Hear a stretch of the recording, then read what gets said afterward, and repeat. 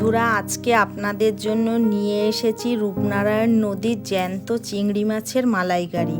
প্রথমে চিংড়ি মাছকে ভালো করে পরিষ্কার করে নিয়ে তাতে লবণ, হলুদ গুঁড়ো, কাশ্মীরি লঙ্কার গুঁড়ো দিয়ে ভালো করে মাখিয়ে নিলাম।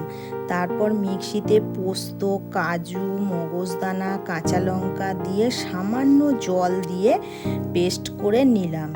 তারপর কড়াইতে সাদা তেল দিয়ে চিংড়ি মাছগুলোকে একটা একটা করে দিয়ে ভালো করে দুপিঠ ভেজে তুলে নিলাম।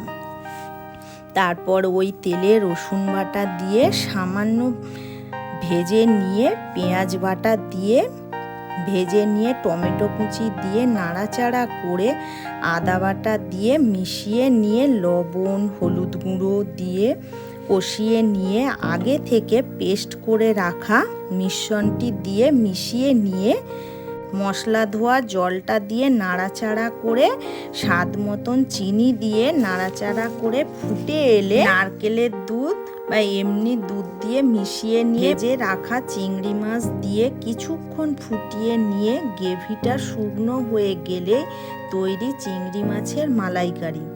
বন্ধুরা, আমার রান্না যদি ভালো লাগে লাইক, কমেন্ট, সাবস্ক্রাইব করবেন।